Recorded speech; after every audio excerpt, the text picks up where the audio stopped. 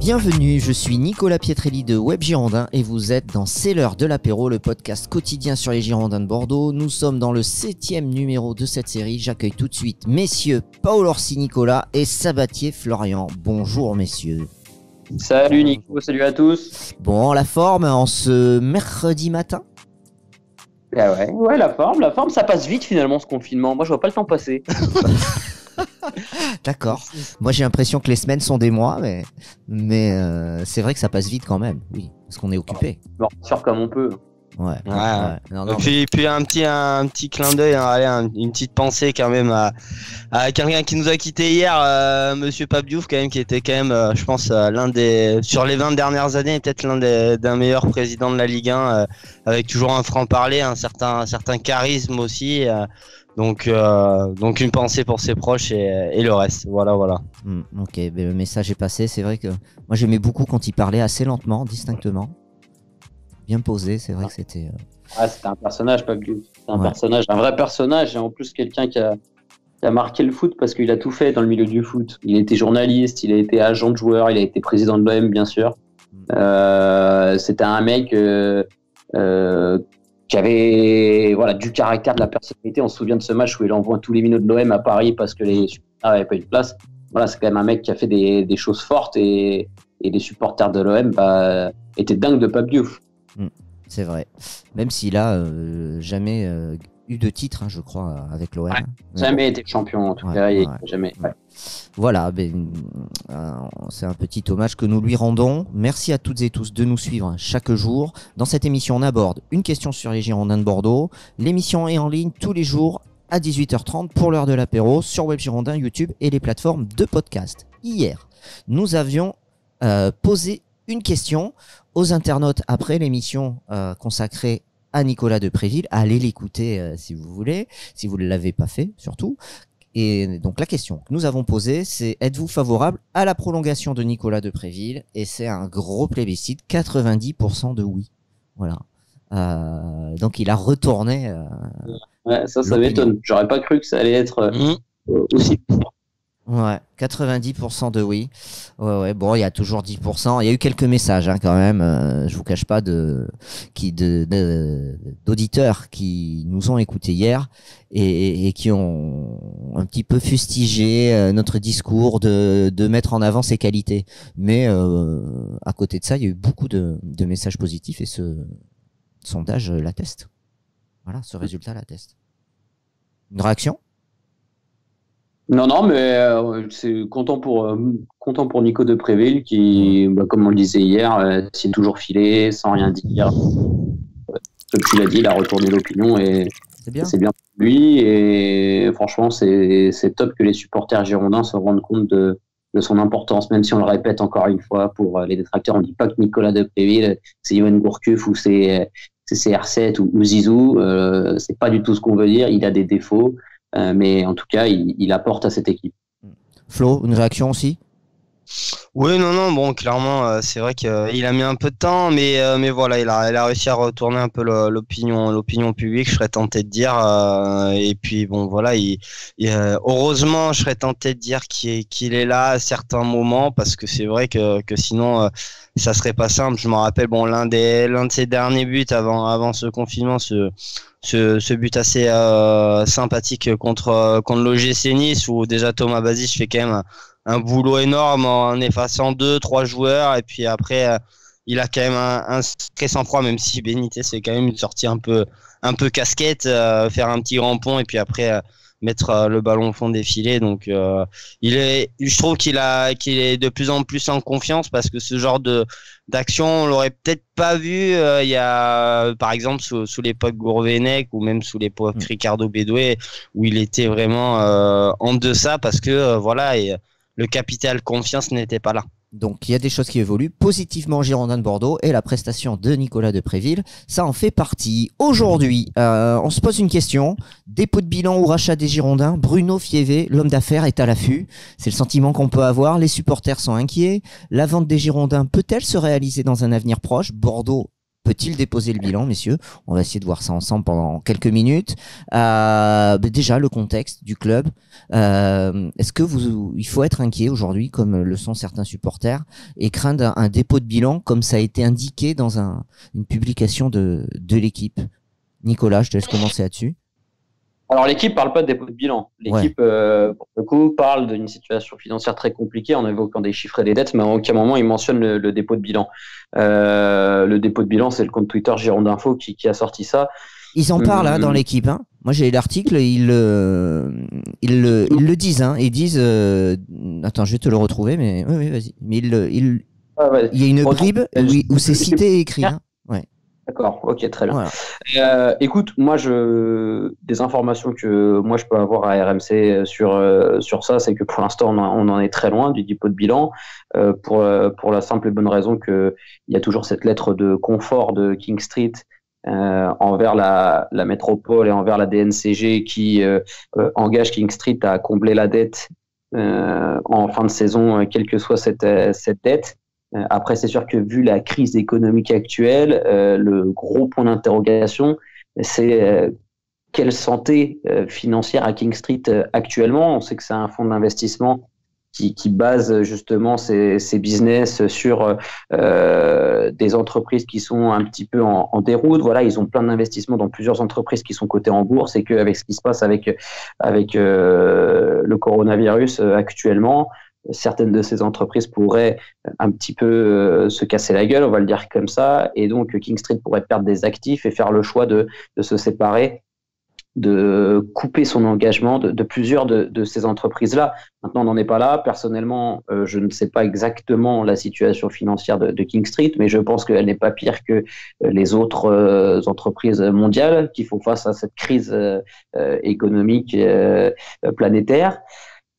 Voilà, c'est sûr qu'après on sait que Bordeaux ne va pas bien financièrement, que la dette l'an passé était entre 35 et 40 millions, qu'elle risque de se creuser encore cette année parce que tu ne joues pas de match à domicile pour l'instant, donc tu as des recettes en moins, qu'il va falloir vendre, mais que dans ce bilan comptable de la DNCG, le transfert de Koundé et celui de Tchouaméni ne sont pas pris en compte, donc ça c'est quand même une nouvelle positive pour les Girondins.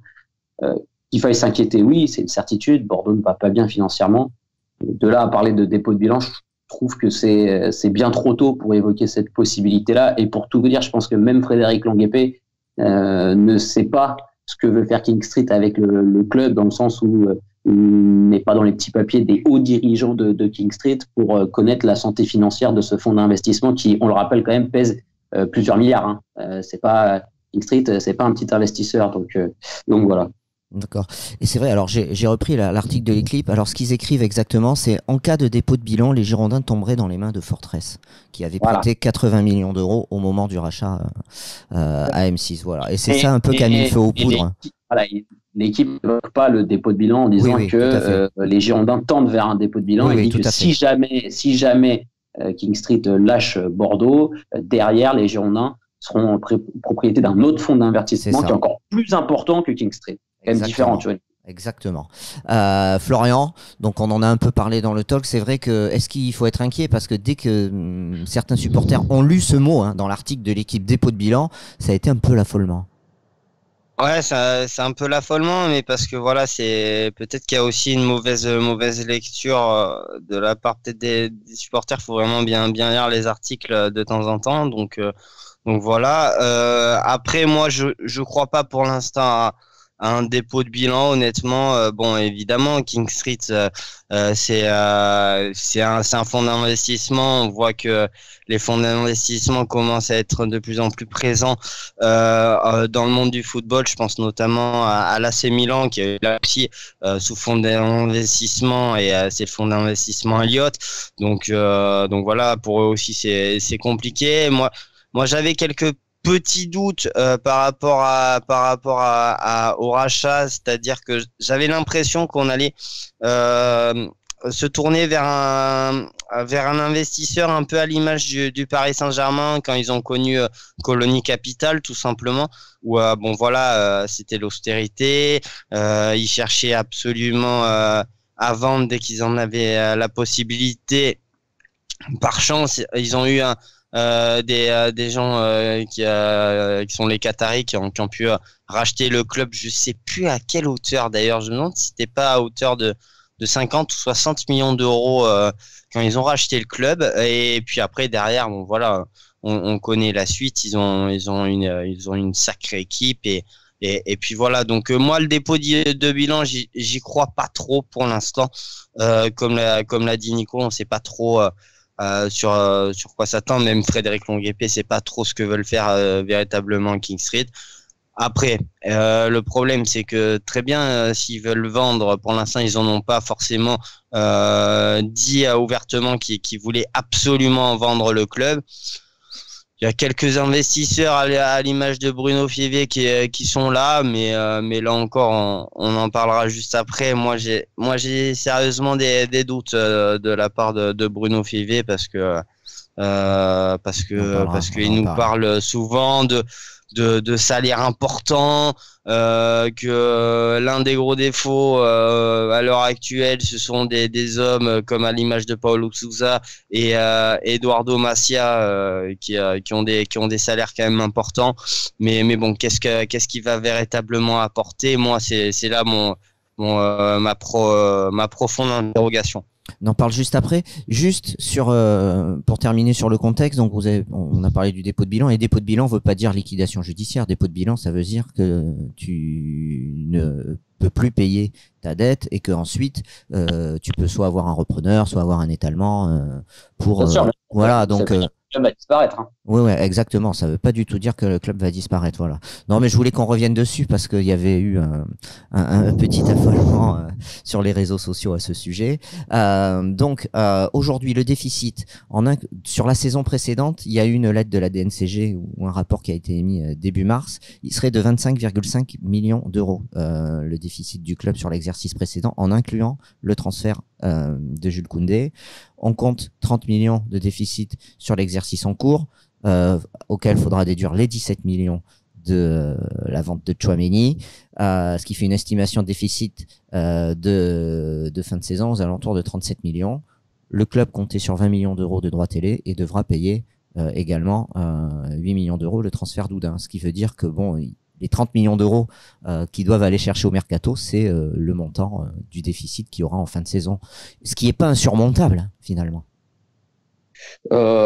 Si tu vends pour 30 millions d'euros, quand même, il va plus te rester grand monde. Oui, mais parce que tu vas vendre qui? Tu vas vendre Samuel Kalou, tu vas vendre peut-être Josh Maja, tu vas vendre éventuellement un Nico de Préville, Thomas Basic. Voilà, c'est ça tes valeurs marchandes. Oui. Pablo, sa blessure au genou, c'est compliqué. En défense centrale, Koscielny, c'est pas une valeur marchande. Voilà, on en a déjà parlé. Tes latéraux, ok, tu vas pas en tirer grand chose. Otavio peut-être un petit billet, tu vois, avant de vendre 30 millions, je pense qu'il faut que tu vendes 3-4 joueurs. Oui. Sachant qu'il faut quand même que ton équipe elle soit performante pour jouer en Ligue 1, parce que c'est bien beau de vendre et de combler la dette, mais tu restes un club de foot, voilà. Mais bon, après rien ne nous dit que King Street ne va pas remettre un petit peu d'argent. Franchement, c'est tellement flou ce projet. Normalement, il devrait se serrer la ceinture. Moi, les infos que j'avais, c'était que avant le coronavirus, c'était que cet été allait être également très compliqué pour recruter, qu'ils allaient tout faire pour réduire la masse salariale, combler les dettes et essayer d'assainir vraiment la situation financière du club avant de réinvestir de l'argent dedans. Donc cet été, ça aurait été encore un mercato du type été dernier, hiver dernier et encore. Pas sûr qu'il y aurait eu des investissements comme Rémi Houdin cet été. Donc voilà, c'est compliqué. Après, on reparlera de Bruno Fievé un petit peu plus tard. Je suis un petit peu comme Flo sur. On peut en parler. Hein. Vas-y, on peut en parler. Hein. Tu peux. Non, mais alors après, je pense qu'il faut distinguer deux choses dans le discours de Bruno Fievé. Je sais que tous les supporters vont dire Paul Orsi, pro King Street, pro Longuepé, américain, il lui donne des interviews. Donc voilà, ce qui est complètement faux d'ailleurs, mais bon, ça c'est pas grave, les gens peuvent penser ce qu'ils veulent. Je suis absolument pas là pour défendre le propriétaire actuel, mais une chose est sûre, c'est que ces Américains qui se font d'investir 100 millions pour acheter le club et mettent de l'argent quand même sur la table pour combler la dette. Alors c'est sûr que ce n'était pas les promesses qu'ils avaient fait, c'était surtout GACP pour le coup qui avait tenu des promesses, et c'est sûr que c'est pas ce à quoi on s'attendait nous observateurs et supporters, mais c'est un fait, c'est leur club et pour l'instant ils essayent de le maintenir à flot tout en essayant de gagner un petit peu d'argent, en tout cas de ne pas le faire couler. Le discours de Fiévé, quand tu es supporter, il est magnifique. Ok, l'amour du club, un passionné des Girondins qui veut redonner au club ses lettres de noblesse. Moi, franchement, j'écoute ça et je me dis, ouais, génial, c'est super. Ce mec, il a des ambitions, il aime ce club et ça se ressent. Il est proche des supporters, c'est beau. Maintenant, le foot d'aujourd'hui, c'est pas le foot d'il y a 10 ans. Et pour faire ça, il faut être très solide financièrement. On l'a vu avec les beaux discours de Dagrosa, qui promettait de jouer la Ligue des Champions dans 3 ans. On a vu où ça nous a amené. Moi, quand je vois le montage financier de Bruno Fiévé, ça me fait quand même très peur. C'est quand même très peur. Millions d'investisseurs du coin, ok, qui vont mettre entre 2 et 3 millions. Ça veut dire que tu as 30 investisseurs différents. Ok, d'accord. Après, derrière, c'est quoi? C'est t'as 60 millions d'un portefeuille de financier, voilà. De son portefeuille. Voilà. Okay, il a 60 millions et derrière, tu as 50 millions qui sont prêtés par les banques, mais ça, c'est une somme à laquelle tu n'es pas censé toucher, sauf pour structurer un petit peu le club ou recruter l'équipe. Sachant que le club, les Ricains, ils vont pas le vendre pour un morceau de pain. Ils l'ont acheté 100 millions, ils vont essayer de rentabiliser leur investissement et au moins de récupérer la même somme, si c'est pas le cas. Alors, tu vas peut-être pouvoir négocier parce qu'il y a une dette en jeu, mais tu vas au minimum lâcher 60 millions déjà pour acheter le club. Je vois pas comment Bruno Fiévé en fait va pouvoir acheter des joueurs et reconstruire une équipe et refaire monter Bordeaux dans le tableau l'autre tableau de la Ligue 1 avec cet argent-là. Et j'ai rien contre Bruno Fiévé, bien au contraire. C'est important que ce club ait des gens qui veuillent investir dedans et des potentiels repreneurs. Je trouve ça super, mais très sincèrement, je suis pas sûr que si Bruno Fiévé prend les commandes du club, financièrement, ce sera beaucoup mieux qu'X Street. Donc Bruno Fiévé, c'est un homme d'affaires de 50 ans, amiénois, supporter des Girondins. C'est vrai qu'il est omniprésent depuis plusieurs semaines, voire mois, pour déclarer son envie de racheter les Girondins. Il n'est pas avare de critiques sur la gestion actuelle du club. Et comme tu as présenté son plan, donc 30 millions d'euros d'industriels bordelais, investissement, 60 millions d'euros qui viennent de son portefeuille qu'il gère en tant que financier, et un prêt bancaire de 100 millions d'euros à 2%, ce qui fait un total d'opération entre 180 et 190 millions d'euros. Florian, moi, quand j'ai vu ces chiffres, je me suis dit, putain, mais comment on fait si on a un trou de 10 millions à la fin de chaque saison pour le rembourser? C'est là où je pense oui, voilà, c'est une inquiétude. Voilà. Ouais, c'est une inquiétude. Et puis, on a souvent raillé, je pense, un peu M6, mais bon, quand même comblé assez régulièrement le déficit, même si, on entendait souvent de la part de Jean-Louis Trio que M6 n'était pas non plus un mécène et ne pouvait pas non plus mettre autant d'argent qu'il le pouvait. Donc voilà, moi, Nico a à peu près résumé tout ce que je pense un peu de Bruno Fiévé. Moi, alors très bien qu'il soit supporter des Girondins, etc., qu'il ait l'amour du club, qu'il porte le scapulaire au plus haut, etc. Mais moi, personnellement, j'ai vraiment des doutes. Pour moi, honnêtement, c'est quasiment la même chose que GACP. Personnellement, j'ai l'impression de voir beaucoup de promesses, beaucoup de choses. Oui, on va faire pas mal de choses, mais j'ai l'impression d'avoir on va dire un projet aussi obscur que GACP. Donc moi honnêtement c'est bien beau d'être amoureux des Girondins de Bordeaux, mais quand tu vois les chiffres, etc., moi personnellement je suis plus inquiet qu'autre chose. Alors je crois que c'est les Ultramarines qui ont parlé récemment en disant que ça serait intéressant de savoir comment ils comptent investir, etc. Et preuve en est que finalement aussi dans ce milieu du football et plus précisément en Ligue 1, c'est compliqué d'avoir des garanties au niveau des investisseurs. Finalement, qui peut se targuer à l'heure actuelle d'avoir des investisseurs au moins honnêtes et qui font les choses? Je serais tenté de dire, vous voyez, bon, si on occulte le Paris Saint-Germain, même Monaco, ça reste quand même un peu bizarre. Il y a peut-être Lille qui fonctionne bien, et on va voir ce que donnera le projet niçois avec Ineos, mais une chose est sûre, c'est que pour moi, c'est est-ce que passer de King Street à Bruno Févé, qui aura peut-être beaucoup moins, je pense, quand même de capacité financière, je pense que alors ça va faire peur, etc.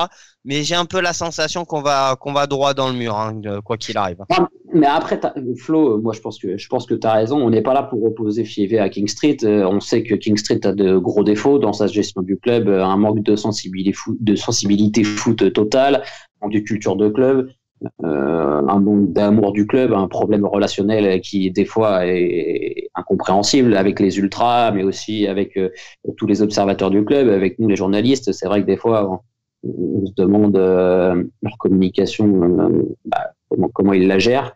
Ça, c'est une certitude. On n'est pas là pour accabler Bruno Fiévé. C'est très bien, franchement, que ce monsieur, qui est un grand homme d'affaires, ait envie de racheter le club.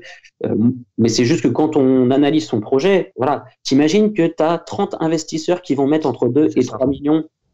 T'imagines pour acheter un joueur, comment tu vas faire?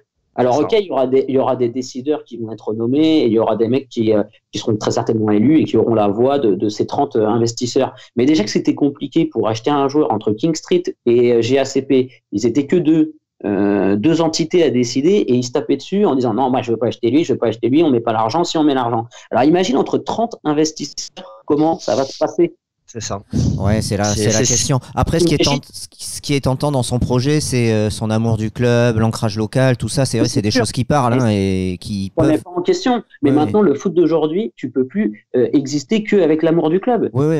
Avoir des idées, c'est magnifique, mais il y en a des tas qui sont amoureux de leur club. Dans tous les clubs de Ligue 1, il faut avoir un projet structuré, il faut surtout avoir une grosse capacité financière. Et le seul avantage de King Street, Girondins de Bordeaux, c'est que c'est un fonds d'investissement, et ça on en est sûr, qui pèse plusieurs milliards. Même s'ils ne veulent pas mettre d'argent sur des joueurs ou investir dans des structures, tu es sûr que le club va vivre parce qu'ils ont cette lettre de confort. Et tant qu'ils ne se rétractent pas et qu'ils ne quittent pas de club, ils combleront la dette, quel que soit le trou. Ce qui ne sera pas le cas avec Bruno Fiévé. T'imagines si tu fais une saison catastrophique au niveau sportif, que tu fais pas de recette dans ton stade, que tu te retrouves, tu disais, avec un trou de 10 millions, mais ça peut être un trou de 20, 30 millions vu le déficit structurel du club actuellement. Il ne pourra jamais combler cette dette-là, lui. Jamais. Et pour un peu préciser ta pensée, Nico, par rapport à tous ces investisseurs, du moins avec Bruno Fiévé, donc une trentaine avec 2 à 3 millions, pour moi, je résumerai juste investisseurs le truc. bordelais, régionaux, ceux-là. Oui, mais dans tous les cas, pour moi, d'ailleurs, Nico en a très bien parlé par rapport au mercato, moi, je résumerai juste ma pensée avec une phrase d'un grand homme politique français. Honnêtement, on sera dans la politique de la chaise vide. C'est-à-dire qu'il n'y aura pas véritablement un décideur pour choisir. Il y aura 30 personnes et comme le disait Nico, peut-être qu'il y en aura qui seront d'accord pour, je sais pas, recruter un mec comme Gaëtan Charbonnier, d'autres voudront Andy Delors, etc. Donc il est là aussi le problème. Ça sera lui le président, il a dit. Hein. Si moi je viens, c'est moi le président. Hein. Donc, non, mais ça peut bien se passer après. Hein. Mais nous, c'est juste que là, on s'interroge sur comment ça va s'organiser, parce que moi je suis investisseur, je mets 3 millions dans un club, quand même, je veux quand même avoir un petit pouvoir de décision sur qui vient, qui vient pas, tu vois, comment ça va se passer. Est-ce qu'il y aura un gars qui représentera ces 30 investisseurs? Est-ce que ce voix aura vraiment l'adhésion totale de ces 30 investisseurs? Bon, voilà, c'est... Bon, c'est vrai que le taux d'emprunt des 100 millions d'euros, aujourd'hui, Bordeaux a un taux de remboursement à 12%. Donc aujourd'hui, ils annoncent un taux de remboursement à 2%, tu gagnes 10%. Mais bon, il va devoir acheter la dette de toute façon. Voilà. Donc aujourd'hui, le contexte, donc on l'a vu pour le club, on a vu donc ce qu'a détaillé hier cet homme d'affaires Bruno Fiévé pour la reprise des Girondins. On n'en sait pas plus pour le moment. Mais est-ce que Bordeaux, est-ce que King Street est vendeur? C'est ça aussi la question, parce qu'on sait qu'ils vont avoir l'exploitation du stade. Est-ce que ça, c'est pas un signe que King Street, mais finalement, ils vont pas lâcher le club avant peut-être 1, 2, 3, 4 ans? Parce que Mais je crois que King Street a jamais dit qu'il voulait vendre le club. Hein. Oui. Enfin, coupez-moi si je balance une saucisse, mais jamais Frédéric Longuepé et King Street ont dit ou ont communiqué sur le fait que le club était à vendre en fin de saison depuis le départ de GACP et qu'ils voulaient lâcher le club. Ils ont toujours dit que c'était un projet à moyen terme, comme tu le disais, de 4-5 saisons, où ils voulaient essayer d'exploiter le stade, où ils voulaient essayer d'assainir les finances du club et de construire une équipe qui tient la route. Voilà, qui tient la route. Au niveau sportif, on a quand même revu ses ambitions bien à la baisse. On est bien loin de la Ligue des Champions et de la 5e place. Voilà, donc je pense qu'ils sont pour l'instant dans leur ligne directrice. D'après l'équipe et d'après les infos d'Emery Ten, ils sont très proches d'un accord avec SBA. Donc ça prouve quand même qu'ils ont envie de s'engager. Et puis voilà. Alors après, c'est sûr que la situation économique actuelle fait que tout peut peut-être basculer. Mais je pense que si King Street lâche le club, c'est pas quelque chose qui est planifié depuis 6 mois. Loin de là, ça sera dicté par des conséquences économiques de cette crise planétaire et mondiale.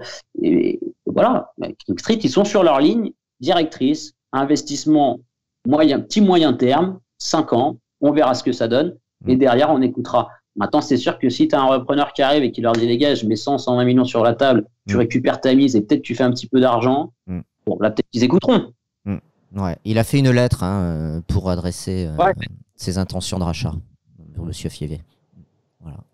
Ok, bon Flo, toi tu es sur la même ligne que Nico. Est-ce que pour toi Bordeaux peut être vendu dans un avenir proche? Je le chiffre à 1-2 ans. Moi non, oui, mais comme dit Nico, de toute manière, tant que Frédéric Longuepé prendra pas position, parce qu'on va dire que c'est un peu lui qui on va dire représente King Street.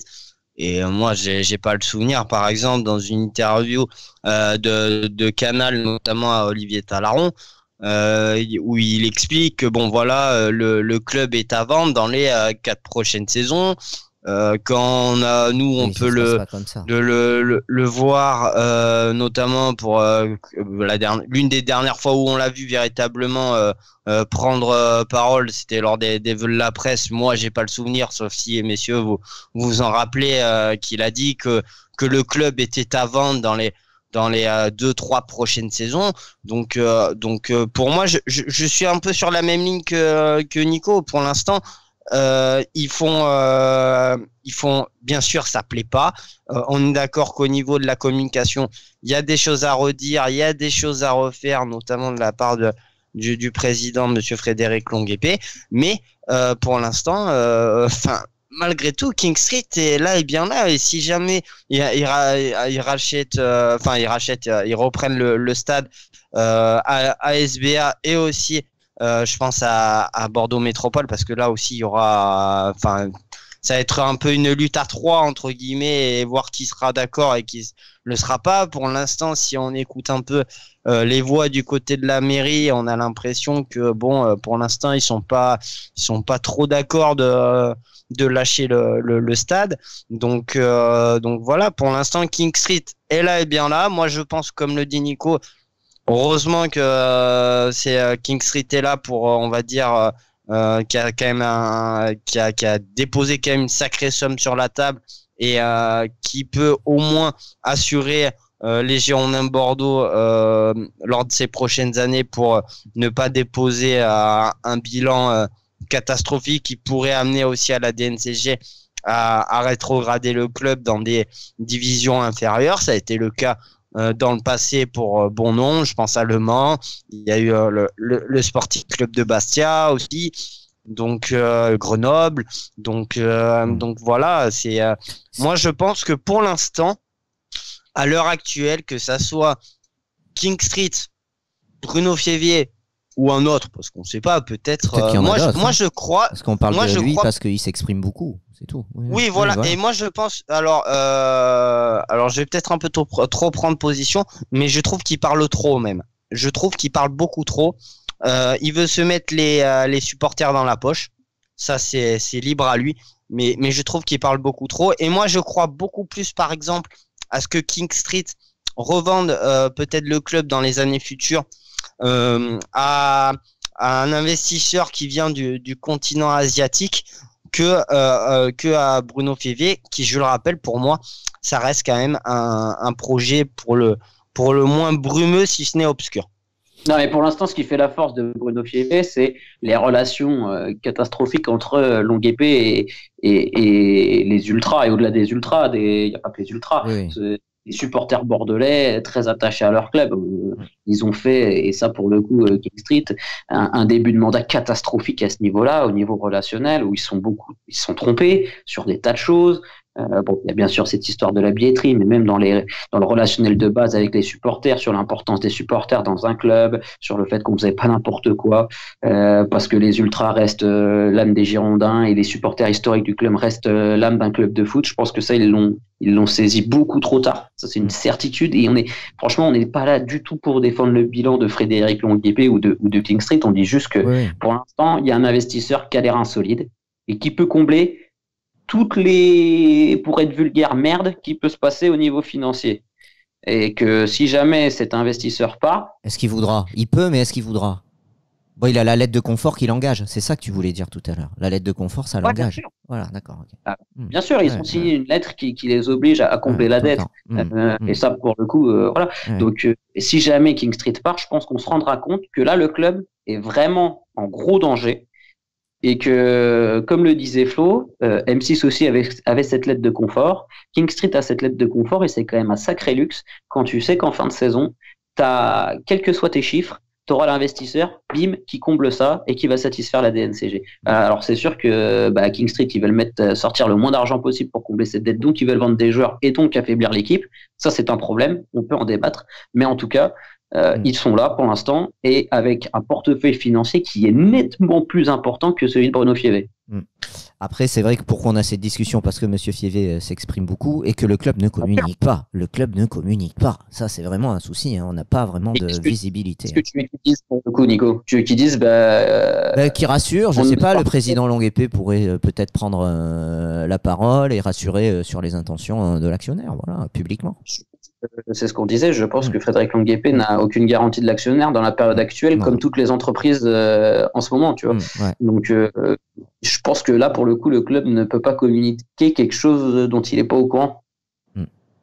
Ok, bon, je pense qu'on a fait le tour, hein, ça fait 30 minutes, messieurs, sur le contexte actuel et la possible reprise par Bruno Fiévé. N'hésitez pas à vous exprimer, à réagir à ce que nous avons dit, à ce que vous avez entendu. Est-ce que vous souhaitez rajouter quelque chose avant qu'on se libère pour aller continuer notre apéro? On espère que financièrement ça va le faire et que King Street va investir un petit peu plus dans ce club-là et qu'on retrouvera une équipe compétitive, parce qu'on parle beaucoup de finances, d'extra-sportifs, mais ce qui serait bien à Bordeaux, c'est qu'on se concentre maintenant sur le terrain et qu'on voit une équipe qui passe une saison sympa ou qui arrive à faire un beau petit parcours en coupe, parce que je pense que les supporters en ont cruellement besoin, nous aussi les observateurs, et ça permettrait un petit peu de parler d'autre chose que de tout ce qui se passe en coulisses actuellement. Exactement. Flo, le mot de la fin? Ouais, non, c'est exactement ça. Moi, je trouve que, par exemple, cette saison-là sur le plan sportif, avait quand même plutôt bien débuté. Et bien évidemment, c'est pas pour donner responsable trouver des responsables pour cette saison-là, mais je trouve que l'extra sportif, comme l'a dit Nico, a peut-être un peu desservi l'équipe. Je veux dire, combien de fois on a posé des questions en conférence de presse, en zone mixte, aux joueurs pour leur demander qu'est-ce qu'ils pensaient de ce conflit entre les ultras, la nouvelle direction des Girondins de Bordeaux. Le changement d'actionnaire.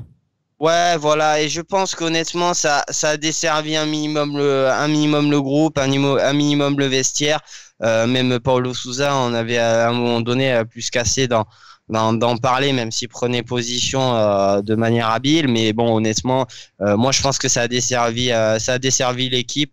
Et mine de rien, nous on suit les Girondins et le foot au quotidien, et honnêtement le football c'est pas malheureusement à l'heure actuelle c'est un gros business, ça je suis d'accord, mais c'est pas que ça, et c'est pour ça que c'est dommage que on n'ait pas fait place un peu plus au terrain, et malheureusement pour moi ça a desservi l'équipe, clairement ça ça leur a desservi dans toutes ces histoires de par exemple ce Bordeaux-Nîmes, ce Bordeaux-Saint-Étienne que tu perds parce que tu as une partie de tes supporters qui décident de. Ouais, mais alors là, tu vois, je suis pas d'accord. Je suis pas d'accord avec toi. Tu résumes ça juste au conflit entre les supporters et le club. Moi, je suis pas d'accord. Bordeaux-Nîmes, on gagne 6-0. On gagne 6-0 face à Nîmes. Oui, on met 6-0, mais il y a tout un contexte. Oui, je vois le contexte, mais il faut pas le limiter à ce conflit entre les supporters et le club. Pour moi, je suis désolé. Parce que j'ai l'impression que tu pointes du doigt les supporters. Tu peux pas pointer du doigt les supporters. Je veux dire, après, t'as une direction qui n'est. Après, c'est mon avis. Je le garderai quoi qu'il arrive. Oui. Mais pour moi, je pense que ça a desservi et alors qu'on aurait pu faire une saison un peu plus calme et voilà, c'est tout. Moi, je pense ça. Après, libre à chacun de penser ce qu'il veut. Mais pour moi, il y a des moments. Honnêtement, j'en avais plus qu'assez d'entendre toujours. Oui, alors les bribes entre les supporters, entre. Oui, mais il y a pas que ça. Qu'est-ce que vous en pensez, Paulo Sousa? Qu'est-ce que vous en pensez, Laurent Koscielny? Qu'est-ce que vous en pensez, Yacine Adli? Il y a un moment donné, les joueurs. Moi, je pense que tes joueurs, t'en as marre d'entendre toujours ça chaque semaine. Ça ait agi, je comprends. Mais après, il faut pas. La façon dont tu le dis, on peut avoir l'impression que tu tiens les supporters pour responsables, alors qu'à mon avis. Non, je tiens pas pour responsable, mais pour moi, parce que c'est un manque de dialogue du club avec ses, à mon sens, un manque de dialogue du club avec ses principaux supporters. Et c'est ce manque de dialogue que tu retrouves entre le coach et la direction, entre les supporters et la direction, entre la presse et la direction, à la fin de l'année dernière aussi, lorsque c'était très tendu. Donc tu t'aperçois que finalement, ce manque de communication, il y a toujours un point commun, c'est la direction des Girondins de Bordeaux. À mon sens, voilà. Donc bon, ça c'est le point commun à tous ces soucis, c'est la direction des Girondins de Bordeaux. Alors après, moi c'est vrai que je la pointe un petit peu du doigt, mais c'est mon sentiment. Mais je te rejoins sur le fait que ça ait déstabilisé l'équipe, certainement pendant ces longues semaines et ces longs mois. Voilà. Bon, merci messieurs, c'était très intéressant. À mon avis, ça va faire réagir. Je pense. Allez, salut Nico, salut Flo, et puis écoutez, installez-vous bien pour déguster un petit apéro. Oui, parce qu'on n'a pas parlé de ça surtout. Ouais. Allez, bye bye, ciao.